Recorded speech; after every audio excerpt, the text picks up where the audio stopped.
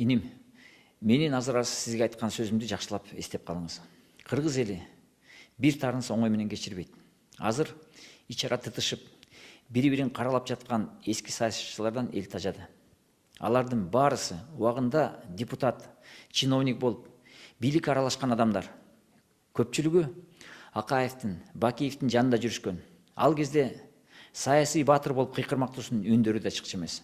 Калганы жакында эле Атамбаевди жапатырмак президент кылып шайлашып, бийликке аралашып, 2010 жылдан бери уялбай байлык топтошту.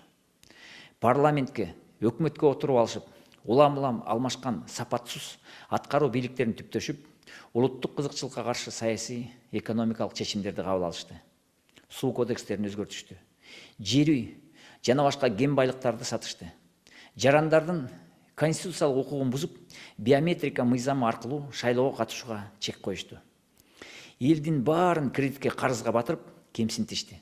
Эртең эле президенттик мөөнөт бүтсө, алар азыркы президентти да жамандап чыгышат. Буларда таптакыр адамдык намыс, уят деген калбады. Жакынкы эле шайлоодо эки жаат болуп тирешип жүргөндөр унутуп, кайра биригип, бири-бирин коргоп жатышат. Саясатта боло берет деп адам жийиркенген сөзгө жамынып алышып, эмнени гана кылышпайт. 20-30 жылдан бери ушул эки жүздүү түлкүдөй болгон абил бийлерден кыргыз эли кутулбай койду. Ошондуктан 2010 жылы мен Москвадан келип, Мекен ынтымагы партиясын түптөдүм. Канчалык оор болсо да, элдин кадыр баркына, ишенимине татыктуу болоюн деп, саясаттын ысык суугуна чыдап, айткан сөзүмдүн туруктуулугун далилдедим. Саясаттагы ыймансыз, амалдуу адамдардын мамлекетке зыян алып келип жаткан ачык саясаттан териштерин чагылдырдым. Орустун жакшы макалы бар. Горбатова могила исправит деген. Они абсолютно обнаглели. Наглые и жадные люди самые ничтожные. Честно говоря, мы не позволим больше обманывать и обкрадывать народ.